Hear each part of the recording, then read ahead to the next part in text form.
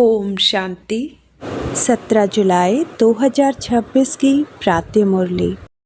मीठे बच्चे, यह भारत भूमि निराकार बाप की जन्म भूमि है। यहाँ ही बाप आते हैं तुम्हें राजयोग सिखलाकर रज़ाई देने, तुम्हारी सेवा करने। प्रश्न: शिव बाबा अपने हर एक बच्चे से कौन सी प्रतिज्ञा कराते हैं? उत्तर: मीठे बच्चे, प्रतिज्ञा करो कि बाबा हम कोई भी विकर्म नहीं करेंगे। 5 विकारों का हम दान देते हैं। अंदर में डर रहना चाहिए, अगर हम दान देकर फिर वापस लेंगे तो बहुत पाप बन जाएगा, जिसकी कड़ी सजा खानी पड़ेगी। हरिश्चंद्र की कहानी भी इसी पर बनी हुई है। ओम शांति। यह बच्चों की है गॉडली स्टूडेंट लाइफ। बच्चे जानते हैं कि हम उनके पास आए हैं। वही कल्प कल्प भारतवासी बच्चों को आकर राज्य भाग्य देते हैं। भारत में ही आते हैं ना। यह भारत भूमि है। अपनी भूमि पर बहुत प्यार रिगार्ड होता है। जैसे कोई विलायत का बड़ा आदमी यहाँ मरता है तो उनको विलायत ले जाते हैं, अथवा यहाँ का कोई बड़ा आदमी विलायत में मरता है तो उनको यहाँ ले आते हैं। अपनी भूमि का मान रखते हैं। भारत को कहा जाता है भगवान की जन्मभूमि। यह भी जानते हो, जिसको भगवान अथवा अल्लाह परमात्मा कहते हैं, उनके सामने अभी तुम बैठे हो। नाम तो जरूर चाहिए ना। अल्लाह कहते हैं तो भी लिंग की पूजा करते हैं। ईश्वर अथवा खुदा कहते हैं तो जरूर उनकी निशानी चाहिए ना। लिंग को सब तरफ पूजते हैं। चित्रों में भी आजकल देवताओं के आगे परम पिता परमात्मा का चित्र लिंग दिखाते हैं। वह है सबसे ऊंच, उनको अपना शरीर नहीं है, इसलिए निराकार कहा जाता है, साकार नहीं है। अभी तुम बच्चे जानते हो, हम उनके सामने कल्प कल्प हाजिर होते हैं शिक्षा लेने के लिए। भगवान उवाच है तो जरूर राजयोग सिखलाते होंगे। स्टूडेंट को राजयोग सिखाया था और वह राजा रानी बने थे। लड़ाई आदि की तो बात है नहीं। इन लक्ष्मी नारायण आदि ने लड़ाई से थोड़े ही बादशाही पाई है? बिल्कुल नहीं। दुनिया बिल्कुल नहीं जानती कि इन्होंने सतयुग में राज्य कैसे पाया। अभी तुम बच्चे समझते हो हम बाप से राज्य ले रहे हैं। हम उनके सम्मुख बैठे हैं। वही बाबा हैं, श्री कृष्ण नहीं। श्री कृष्ण तो छोटा बच्चा है, वह है रचना। अभी बरोबर श्री कृष्ण अपना पद ले रहे हैं, जो फिर भविष्य में श्री कृष्ण कहलाएंगे। यह है सारी पढ़ाई की बात। तुम जानते हो बाबा हमको राजयोग सिखलाते हैं। जैसे मनुष्य को बैरिस्टर, इंजीनियर आदि बनाते हैं, तो मनुष्य ना। तुम समझते हो हम भी मनुष्य हैं, परंतु हम पतित हैं। अभी बाप पावन भी बनाते हैं और हमें वर्षा भी देते हैं। पावन दुनिया तो नई दुनिया ही होगी। नई दुनिया में है ही रज़ाई। अभी तुम बाप के सम्मुख बैठे हो। जैसे लौकिक बाप बच्चों को प्यार से बैठ समझाते हैं, यह है पारलौकिक विचित्र बाप, जिसके लिए तुम गाते आए हो, त्वमेव माता च पिता त्वमेव। इस समय तुम जानते हो यह अपना पार्ट बजाते हैं। जो भक्ति मार्ग में हम गायन करते हैं, तुम कहते हो हम शिव बाबा के पास आए हैं। चिट्ठी भी लिखते हो, शिव बाबा केयर ऑफ ब्रह्मा। कोई को तुम पोस्ट दिखाओ तो वंडर खाएंगे। शिव बाबा केयर ऑफ ब्रह्मा, ऐसा तो कभी सुना नहीं है। शिव बाबा ब्रह्मा में आकर विष्णुपुरी की स्थापना कर रहे हैं। सामने खड़े हैं, ऊपर में है शिव बाबा। शिव बाबा ने ब्रह्मा द्वारा स्थापना की थी। अब फिर से कर रहे हैं। यह है प्रवृत्ति मार्ग। राज विद्या में भी बैरिस्टर पढ़ाते हैं, तो मेल फीमेल दोनों पढ़ते हैं। फीमेल भी जज, बैरिस्टर, डॉक्टर आदि बनती हैं। यह भी प्रवृत्ति मार्ग है। सन्यासियों का है निवृत्ति मार्ग, वह अलग है। यह भी बाबा ने समझाया है। शंकराचार्य अगर नहीं आता तो पवित्रता का अंश नहीं रहता। भारत बिल्कुल ही जल मरता। यह नुद्ध है भारत को थमाने के लिए। भारत बहुत पवित्र था, फिर अपवित्र बना। अभी भारत कितना कंगाल है। कहते हैं सोने की लंका समुद्र के नीचे चली गई। अब लंका तो सोने की हो नहीं सकती। यह सब कहानियाँ बैठ लिखी हैं, जिससे फ़ायदा कुछ भी नहीं। तुम बच्चे जानते हो बरोबर बाबा हमको बिल्कुल सहज याद के बल से कितना ऊंच बनाते हैं। बाप प्रतिज्ञा करते हैं, अगर निरंतर याद करने का पुरुषार्थ करेंगे तो विकर्म विनाश हो जाएंगे। भक्ति मार्ग में भी याद करने का पुरुषार्थ किया है ना। क्यों याद करते हैं? कि हमको साक्षात्कार हो। ऐसे नहीं याद करते कि कृष्णपुरी में हमको बादशाही मिल जाए व हम नर से नारायण बन जाए। नहीं, तुमको भी यह आश नहीं थी कि हम मनुष्य से देवता बने। गाते भी हैं, मनुष्य से देवता किए। तुम देखते हो बरोबर कलयुग के बाद सतयुग आएगा। कलयुग में इतने मनुष्य हैं, सतयुग में एक धर्म होगा। अभी तुमको आत्मा परमात्मा का भी ज्ञान मिला है। दुनिया में एक भी मनुष्य नहीं जिसको आत्मा का ज्ञान हो। आत्मा में 84 जन्मों का पाठ कैसे नुधा हुआ है, यह कोई जानते नहीं। यह अक्सर भी कभी कोई से नहीं सुने हैं। बाप तो है ज्ञान का सागर, पतित पावन निराकार। तुम जानते हो हमारी आत्मा अब पाप आत्मा से पुण्य आत्मा बन रही है। सतयुग में तो है सब पुण्य आत्माएं, यहाँ है पाप आत्माएं। ऐसे नहीं कि बहुत दान पुण्य करने वालों को पुण्य आत्मा कहा जाता है। नहीं, पुण्य आत्मा होते ही हैं सतयुग में। यहाँ जो मनुष्य दान पुण्य करते हैं उनको पुण्य आत्मा समझते हैं।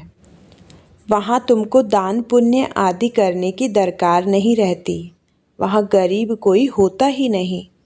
तुम वहाँ सदैव के लिए पुण्य आत्मा हो ही। तुम तन मन धन सब बेहद के बाप अर्थ देते हो, जिसको बलिहार जाना कहा जाता है। बाप कहते हैं पहले मैं बलिहार जाता हूँ, वह तुम। बाबा कहते हैं पहले तुम बलिहार जाते हो, तब फिर 21 जन्मों के लिए बलिहारी मिलेगी। यह बातें अभी तुम अच्छी रीति समझते हो, डायरेक्ट सुनते हो। घर में रहते हो तो वहाँ मुरली आती है, दूर से सुनते हो।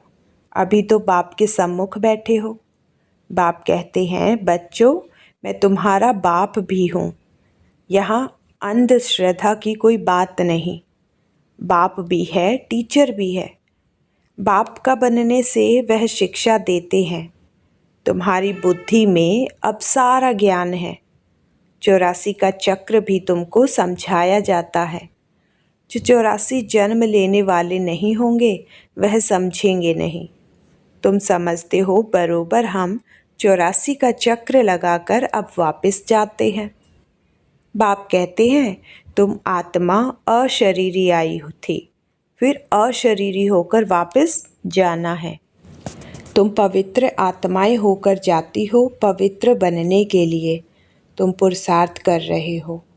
योग बल अर्थात याद बल से तुम पवित्र बन जाएंगे। योग अक्षर शास्त्रों का है, राइट अक्षर है याद। स्त्री को पति की अथवा पुरुष को पत्नी की याद रहती है ना। योग का अर्थ ही है याद। बाप भी कहते हैं मामेकम याद करो और संग बुद्धि योग तोड़ मुझ अपने बाप के साथ बुद्धि योग जोड़ो। याद करो, जितना याद करेंगे उतना तुम्हारे विकर्म विनाश होंगे। बरोबर भारत को कल्प कल्प वर्षा मिलता है। शिव जयंती भी मशहूर है। जैसे बुद्ध, क्राइस्ट आदि की जयंती है, वैसे निराकार शिव की जयंती है। वह ऊंचते ऊंच हो गया। कृष्ण जयंती भी मशहूर है, परंतु वह क्या आकर करते हैं यह किसी को भी पता नहीं है। श्री कृष्ण सतयुग का प्रिंस था। जरूर उनको कोई ने ऐसा कर्म सिखाया होगा जो सतयुग का प्रिंस बना है। छोटा बच्चा तो पवित्र ही है, वहाँ विकार की बात नहीं होती। बच्चा शुद्ध रहता है। भगवान तो एक ही निराकार है। God is one. बाकी सारी है रचना। रचना से कभी रचना को वर्षा नहीं मिल सकता है। वर्षा बाप से मिलेगा। भाई को भाई से वर्षा नहीं मिल सकता। तुम सब भाई भाई हो, ब्रदरहुड कहते हैं ना। बाप तो एक ही है, वर्षा बाप से मिलेगा। सर्व भाइयों का सद्गति दाता एक बाप है। सभी आत्माओं को बाप से वर्षा मिल रहा है। बाप कहते हैं, मैं आत्माओं को आकर पढ़ाता हूँ, आत्माओं को सद्गति देता हूँ। बाप बैठ राजयोग सिखलाते हैं। इस पढ़ाई का पद तुमको यहाँ नहीं पाना है। वह बैरिस्टर आदि इस जन्म में बनते हैं, फिर दूसरा जन्म लेकर फिर से पढ़ेंगे। तुम जानते हो इस पढ़ाई से हम 21 जन्म के लिए प्रारब्ध पाते हैं। वहाँ सतयुग में डॉक्टर आदि होते नहीं, वहाँ बीमारी ही नहीं होती। वहाँ तुम गर्भ महल में रहते हो, यहाँ गर्भ जेल में रहते हो, जहाँ बहुत सजाएं मिलती हैं। तब पुकारते हैं, इस जेल से बाहर निकालो, हम फिर कोई भूल नहीं करेंगे। धर्मराज से प्रतिज्ञा करते हैं। यहाँ तुमको शिव बाबा से प्रतिज्ञा करनी है, बाबा हम कभी विकर्म नहीं करेंगे। 5 विकार हम आपको दे देते हैं। यहाँ भी बाप जानते हैं कि विकार कोई ऐसे फट से नहीं छूटेंगे, अंदर डर रहना चाहिए। हम विकारों का दान देकर फिर लेंगे तो बड़ा पाप हो जाएगा। जैसे राजा हरिश्चंद्र का मिसाल है। बाप जानते हैं ऐसे नहीं कि 5 विकार झट से छूट जाते हैं, नहीं, टाइम लगता है। तुम्हारी कर्मातीत अवस्था होगी तब लड़ाई लगेगी। यह 5 विकार हैं बड़े दुश्मन। उसमें भी मुख्य एक है, देह अभिमान। उसका दान देना कितना मुश्किल है। घड़ी घड़ी बाप कहते हैं, अपने को आत्मा समझ मुझ बाप को याद करो, परंतु यह होता नहीं है। देह अभिमानी बनने से फिर काम की चोट लगती है। देह अभिमान सबसे तीखा है। देही अभिमानी बनने की मेहनत है। मुख्य देह अभिमान आने से ही पाप हुए हैं। 5 विकार दान में देना पड़े, इसमें समय लगता है। साजन बगैर सजनिया तो जान न सके। पहले साजन को जाना है, फिर सजनिया। साजन को आकर सब आत्माओं को ले जाना है। जब तक कर्मातीत अवस्था हो तब तक पुरुषार्थ करना है। देह अभिमान आने से ही फिर भूलें होती हैं। कहते हैं, बाबा देह अभिमान में आकर विकार में गिरे, तूफान तो बहुत आएंगे। विकार का संकल्प आए, परंतु कर्मेंद्रियों से कभी कोई पाप नहीं करना। माया को जीतने के लिए कितनी मेहनत करनी पड़ती है। बाप कहते हैं, अगर शादी की हुई है तो पवित्र रहकर दिखाओ तो सन्यासी भी देखेंगे। तुमको आमदनी देखो कितनी भारी है, पवित्र रह दिखाया तो बहुत ऊंच पद पाएंगे। तुम पर तो सब कुर्बान जाएंगे। बाबा भी महिमा करते हैं, भले पवित्र भी रहे परंतु फिर योग भी चाहिए। योग में ही घड़ी घड़ी विघ्न पड़ते हैं। देह अभिमान आ जाता है। पवित्र रहते हैं सो तो ठीक, पवित्रता से ही पवित्र दुनिया में वर्षा पाएंगे। परंतु फिर माया भी जोर रखेगी। माया बहुत वार करती है। बाप समझाते हैं यह सब होगा, बहादुरी दिखलाते हैं, परंतु साथ साथ निरंतर याद भी रहे, तब ही विकर्म विनाश होंगे। रुस्तम जो बनते हैं उनको माया भी बहुत सताती है। याद में मुश्किल रह सकते हैं। जो रह सकते हैं उनसे अनुभव पूछना चाहिए। क्या समझते हैं, कैसे रहते हैं? याद में रहने से विकर्म विनाश होंगे। यह बात ही बिल्कुल न्यारी नई है। यहाँ बैठे हो तो नशा चढ़ा हुआ है। यह भी समझते हैं भगवान एक ही निराकार है, न कि श्री कृष्ण। वास्तव में श्री कृष्ण के लिए शास्त्रों में बातें लिख दी है। ओखली से बांधा, यह किया, वह कोई बातें हैं नहीं। यह भी उनकी गल्लानी करते हैं, इंसल्ट करते हैं। श्री कृष्ण में तो कोई भी अवगुण नहीं था। चंचलता करना यह भी एक अवगुण है ना। श्री कृष्ण तो बिल्कुल ही मर्यादा पुरुषोत्तम है। उनकी महिमा गाते हैं, सर्वगुण संपन्न। गाया जाता है गुरु ब्रह्मा गुरु विष्णु। बोलो, गुरु तो हमारा है नहीं। हम इनको न तो गुरु न ईश्वर मानते हैं।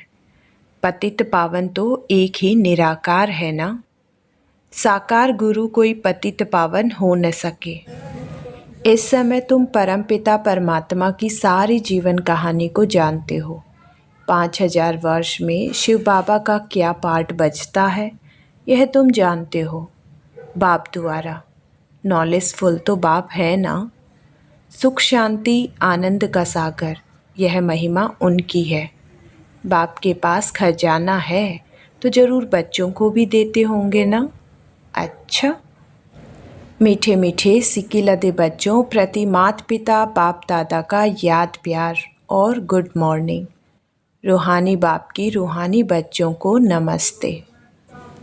धारणा के लिए मुख्य सार नंबर 1, कर्मातीत अवस्था को प्राप्त करने के लिए इन कर्मेंद्रियों से कोई भी भूल नहीं करनी है। पवित्र रहने के साथ साथ याद में भी मजबूत होना है। नंबर 2, सदा पुण्य आत्मा बनने के लिए तन मन धन से बाप पर बलिहार जाना है। एक बार बलिहार जाने से 21 जन्म के लिए पुण्य आत्मा बन जाएंगे। वरदान, सहज योग को नेचर और नेचुरल बनाने वाले हर सब्जेक्ट में परफेक्ट भव। जैसे बाप के बच्चे हो, इसमें कोई परसेंटेज नहीं है। ऐसे निरंतर सहज योगी व योगी बनने की स्टेज में अब परसेंटेज खत्म होनी चाहिए। नेचुरल और नेचर हो जानी चाहिए। जैसे कोई भी विशेष नेचर होती है, उस नेचर के वश न चाहते भी चलते रहते हैं। ऐसे यह भी नेचर बन जाए। क्या करूं? कैसे योग लगाऊं? यह बातें खत्म हो जाएं तो हर सब्जेक्ट में परफेक्ट बन जाएंगे। परफेक्ट अर्थात इफेक्ट और डिफेक्ट से परे। स्लोगन, सहन करना है तो खुशी से करो, मजबूरी से नहीं। अव्यक्त इशारे, ज्वाला स्वरूप स्थिति में रह शक्तिशाली याद का अनुभव करो। पावरफुल योग अर्थात लगन की अग्नि, ज्वाला रूप की याद ही भ्रष्टाचार अत्याचार की अग्नि को समाप्त करेगी और सर्व आत्माओं को सहयोग देगी। इससे ही बेहद की वैराग्य वृत्ति प्रज्वलित होगी। याद की अग्नि एक तरफ उस अग्नि को समाप्त करेगी, दूसरी तरफ आत्माओं को परमात्म संदेश की शीतल स्वरूप की अनुभूति करोगी। इससे ही आत्माएं पापों की आग से मुक्त हो सकेगी। ओम शांति।